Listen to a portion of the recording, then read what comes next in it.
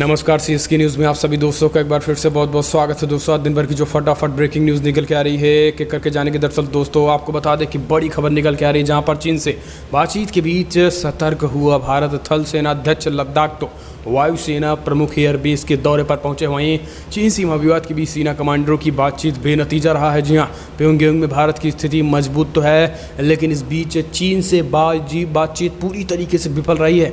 इसके बारे में आपको बताएंगे। और इस बीच सुशांत सुसाइड केस के मामले में उनकी पूर्व मैनेजर दिशा सालियान की मौत के बीच सीबीआई जांच का ऐलान हो चुका है। तो वहीं चीन ने बना लिया दुनिया का सबसे बड़ी नौसेना, तो भारत को घेरने की तैयारी कर रहा है। लेकिन मोदी सरकार ने पहले ही चल दी बड़ी कूटनीतिक, मिलेगा मुंहतोड़ जवाब। और इस बीच पाकिस्तान को करारा झटका लगा। सुरक्षा यूएन में 2 भारतीयों को आतंकी घोषित कराने की मांग पूरी तरीके से हुई खारिज। तो वहीं आपको बता दें कि बड़ी अपडेट निकल के आ रही है, जहां पर प्रधानमंत्री मोदी का अकाउंट हुआ हैक। वहीं बीजेपी के नेता का फेसबुक सस्पेंड भी किया गया, फेसबुक की तरफ से कार्रवाई की गई। इनके बारे में आपको बताएंगे। और इस बीच भारत को बड़ी सफलता लगी। ग्लोबल इनोवेशन इंडेक्स में 4 पायदान की छलांग लगाकर पहली बार टॉप 50 में पहुंच चुका है। तो ये देश भर की बड़ी अपडेट जो निकल के आ रही है, एक एक करके जानेंगे। बिहार चुनाव से भी कुछ एक बड़ी अपडेट आ रही है, सुशांत को लेकर भी खबरें आ रही हैं, जानेंगे एक एक करके। लेकिन उससे पहले छोटा सा निवेदन, अगर आपने चैनल को अभी तक सब्सक्राइब नहीं किया तो प्लीज़ सब्सक्राइब की लाल बटन दबाकर चैनल को सब्सक्राइब करें। और अगर आप भी मानते हैं कि प्रधानमंत्री मोदी के नेतृत्व में ये देश कोविड-19 के साथ साथ इस देश की जनता, इस देश के दुश्मनों को भी मुंहतोड़ जवाब चीन और पाक को मिलेगा, तो इस वीडियो को लाइक करके अपना समर्थन दर्ज करें। दरअसल पहली बड़ी अपडेट निकल के आ रही दोस्तों, चीन सीमा विवाद के बीच सेना कमांडरों के बीच बातचीत बेनतीजा रहा। चीन से बातचीत फेल। प्योंगयांग में भारत की स्थिति मजबूत, सेना को तैनात किया गया है। वहीं थल सेना अध्यक्ष लद्दाख तो वायुसेना प्रमुख एयरबेस का दौरा करने पहुंच गए हैं। जी हाँ, दरअसल आपको बता दें कि पूर्व लद्दाख में चीन की उकसाने वाली कार्रवाई को नाकाम करने के लिए कुछ दिनों बाद भारत ने प्योंगयांग सो इलाके के दक्षिणी तट से कम 3 महत्वपूर्ण पर्वत चोटियों पर अपनी उपस्थिति और मजबूत कर ली है। सरकारी सूत्रों ने बुधवार को बताया है, इसके बारे में जानकारी दी है। वास्तविक नियंत्रण रेखा के भारतीय सीमा के अंदर प्योंगयांग झील के उत्तरी तट पर एहतियाती उपायों के तहत सैनिकों की तैनाती में कुछ बदलाव किए गए हैं। इसके इलाके में तनाव बनी हुई है। सूत्रों ने यह भी बताया है कि तनाव घटाने के लिए दोनों पक्षों के सेना कमांडरों की बुधवार को ही एक और दौरे की वार्ता असफल रही। ये बातचीत करीब 7 घंटे चली है। सूत्रों ने बताया है कि सोमवार को मंगलवार को 6 घंटे से अधिक समय तक इसी तरह की वार्ता हुई है, लेकिन कोई ठोस नतीजा नहीं निकल सका। उन्होंने बताया है कि भारत ने पूर्वी लद्दाख में कई पर्वत चोटियों और स्थानों पर उपस्थिति बढ़ाकर पिछले कुछ दिनों में रणनीतिक बढ़त हासिल की गई है। तो ये एक बड़ी अपडेट है। हम चलते हैं अगली अपडेट। लेकिन इस बीच बड़ी खबर निकल के आ रही है, चीन से बातचीत के बीच भारतीय थल सेना अध्यक्ष लद्दाख पहुंचे, तो वायुसेना अध्यक्ष एयरबेस का दौरा करने पहुंचे। भारत के विवाद के बीच आपको बता दें कि जिस तरीके से बातचीत विफल हुई है, ऐसे में इंडियन आर्मी और इंडियन नेवी के साथ साथ थल सेना भी पूरी तरीके से चौकन्ना हो चुकी है। वायुसेना में भी इंडियन एयरफोर्स भी पूरी तरीके से उड़ानें भर रहे हैं। वहीं एयरफोर्स के चीफ आरएस भदौरिया भी पहुंच चुके हैं एयरबेस पर। लद्दाख सेना अध्यक्ष मनोज मुकुंद नरवणे ने भी लद्दाख का दौरा किया है, हालात की स्थिति की जायजा लिया है। अग्रिम मोर्चे पर सैनिकों की तैनाती को देखकर पूरी तरीके से आज इंडियन आर्मी चप्पे चप्पे पर लगी हुई है और चीन को मुंहतोड़ जवाब दे रही है। यही कारण है कि कल प्योंगयांग से इलाके में भारत की मजबूत स्थिति के बीच कब्जा किया था, लेकिन इसके बावजूद चीन, यही कारण है कि बौखलाया हुआ है, झल्लाया हुआ है। और बातचीत में फ़िलहाल नतीजे पूरी तरीके से ठीक नहीं रहे, यानी नतीजा बेफिल रहा।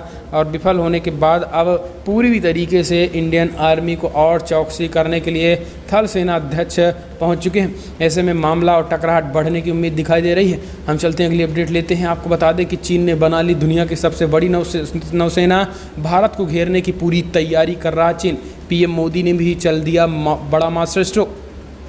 चीन ने अपनी नौसेना को दुनिया की सबसे बड़ी नौसेना फौज बना ली है। उन्होंने पिछले कुछ सालों में अपनी नौसेना की ताकत में कई गुना इजाफा किया है।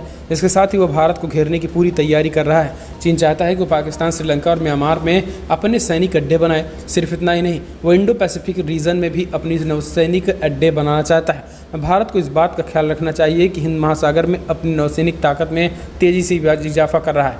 इस बीच आपको बता दें कि पीएम मोदी इस चीन के इस रवैये का काफ़ी दिनों से ही पूरी तरीके से भांप चुके हैं। यही कारण है कि पीएम मोदी भी अब बड़ा मास्टर स्ट्रोक खेल चुके हैं। अब अमेरिका एक संगठन बना रहा है और इसमें स्पष्ट तरीके से समुद्र में भारत कैसे चीन को घेरेगा उसकी रूपरेखा हो चुकी है।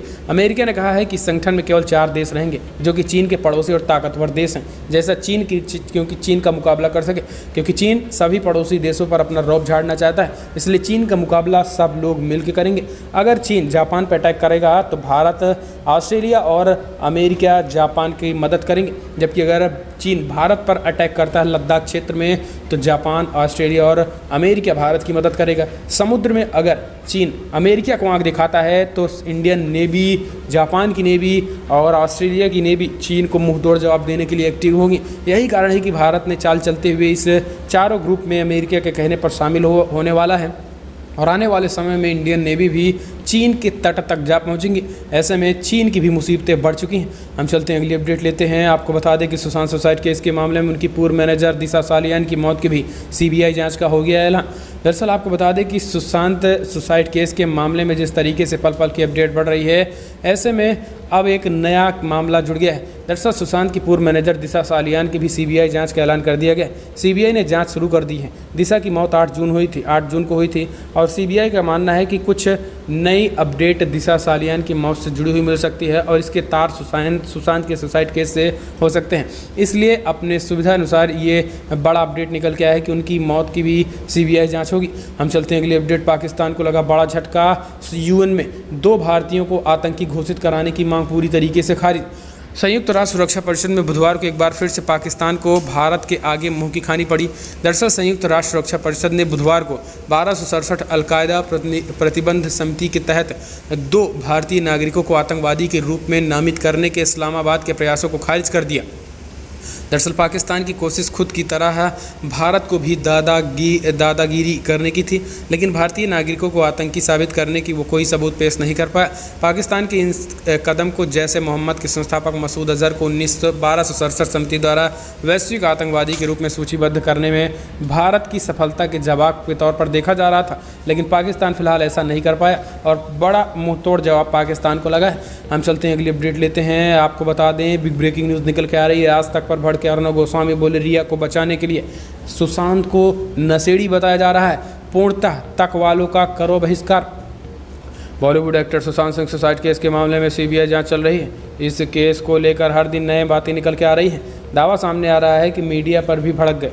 दरअसल अर्नब गोस्वामी अब आज तक वालों पर ही भड़क गए। उनका कहना है कि आज तक वाले जो हैं वो रिया चक्रवर्ती के साथ हैं और इसलिए अब आज तक वालों का बहिष्कार करो। तो ये अर्नब गोस्वामी अपने पूछता है भारत डिबेट में ही बातें करने लगे। हम चलते हैं अगली अपडेट लेते हैं। भारत के हाथ लगी बड़ी सफलता। इनोवेशन ग्लोबल इंडेक्स में 4 पायदान की छलांग लगाकर पहले टॉप 50 में पहुंचा। महामारी के बीच एक बड़ी प्रगति को चिन्हित कराते हुए भारत इस साल के ग्लोबल इनोवेशन इंडेक्स में 4 स्थान के सुधार के साथ 48वें स्थान पर जा पहुंचा। विश्व बौद्धिक संपदा संगठन, कर्नल विश्वविद्यालय और ISND बिजनेस द्वारा एक बड़ी अपडेट निकल के आई। सूचकांक में 131 अर्थव्यवस्थाओं का आकलन किया गया है।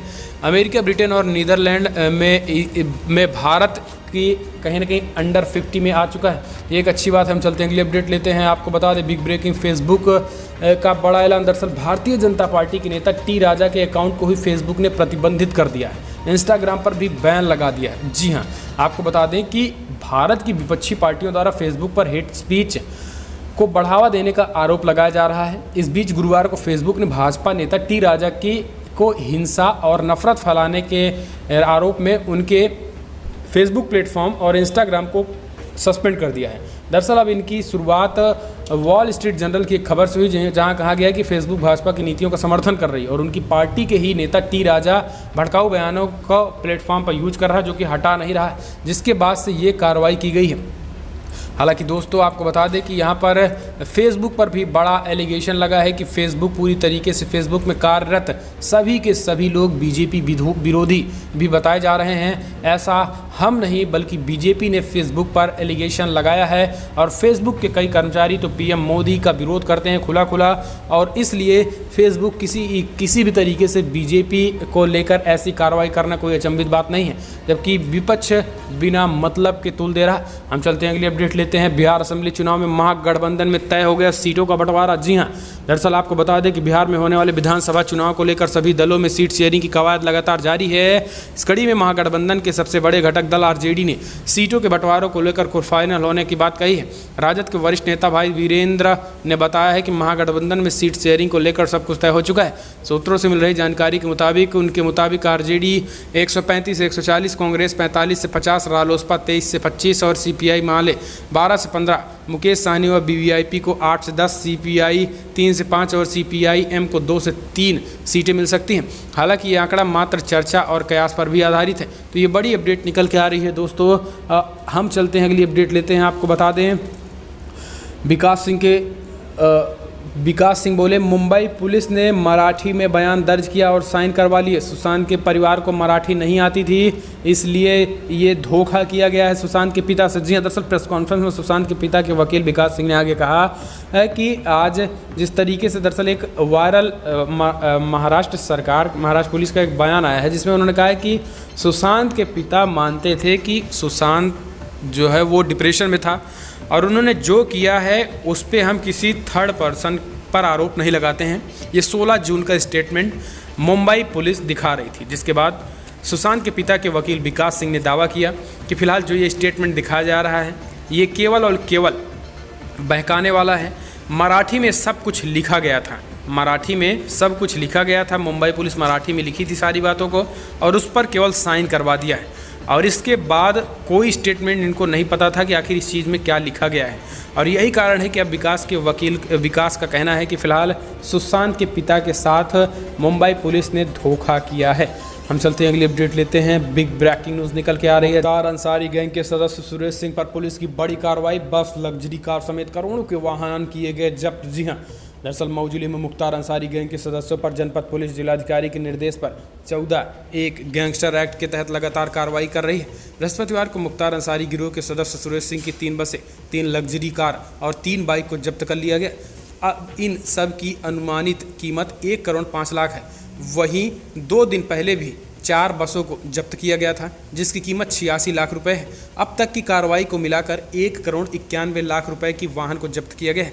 पुलिस प्रशासन की कार्रवाई से मुख्तार गिरोह के सदस्यों से हड़कंप मचा हुआ है। आपको बता दें कि सीएम योगी आदित्यनाथ ने स्पष्ट कर दिया है कि किसी भी तरीके से जाति, धर्म, मजहब के होंगे, कार्रवाई तो बनती है और कार्रवाई करके रहेंगे। ऐसे अपराधियों को बिल्कुल भी संरक्षण नहीं दिया जाएगा। मुख्तार अंसारी, अतीक अहमद जैसे दुर्दांत अपराधी के खिलाफ ताबड़तोड़ एक्शन जारी है। हम चलते हैं अगली अपडेट। सुप्रीम कोर्ट ने दिया दिल्ली में रेलवे ट्रैक में लगी 48,000 झुग्गी झोपड़ियों को हटाने का आदेश। सुप्रीम कोर्ट ने 3 महीने के भीतर नई दिल्ली में 140 किलोमीटर लंबी रेल पटरियों के आसपास के लगभग 48,000 झुग्गी झोपड़ियों को हटाने का आदेश दे दिया। कोर्ट के निर्देश के बाद कहा गया है कि कोई भी अदालत झुग्गी झोपड़ियों को हटाने पर कोई स्टे न दे।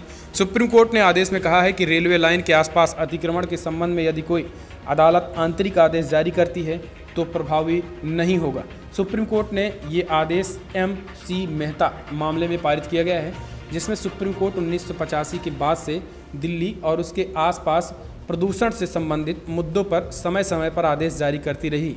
रेलवे ने सुप्रीम कोर्ट में कहा है कि दिल्ली NCR में 140 किलोमीटर लंबी रेलवे लाइन के साथ झुग्गी वासियों का अतिक्रमण है, जिसमें 70 किलोमीटर लाइनों के साथ बहुत ज़्यादा है और वो करीब 48,000 झुग्गियाँ, इसलिए उसको हटाया जाना चाहिए। तो दिल्ली से बड़ी खबर आ रही है। हम चलते हैं अगली अपडेट। सोनू सूद ने फिर बढ़ाया मदद, कहाँ जल्द ही स्टूडेंट के लिए कुछ करने जा रहे हैं बड़ा ऐलान।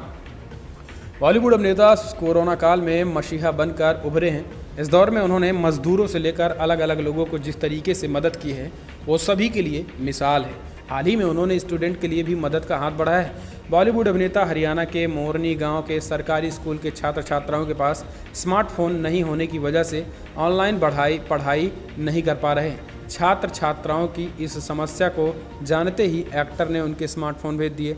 अब इसके बाद एक्टर ने फिर स्टूडेंट के लिए कुछ बड़ा ऐलान करने वाले हैं और इस वजह से उन्होंने कहा है कि ट्विटर के जरिए उन्होंने कहा कि कमिंग सून छात्रों के लिए एक बड़ा अपडेट, बड़ा ऐलान लेकर आ रहे हैं। तो ये कुछ एक बड़ी अपडेट थी दोस्तों, दिन भर की फटाफट बड़ी खबरों में इतना ही। लेकिन अगर आपको वीडियो पसंद आया तो लाइक कर शेयर करें, कमेंट के माध्यम से आप अपनी राय देना ना भूलें। इस वीडियो में इतना ही। जय हिंद, वंदे मातरम।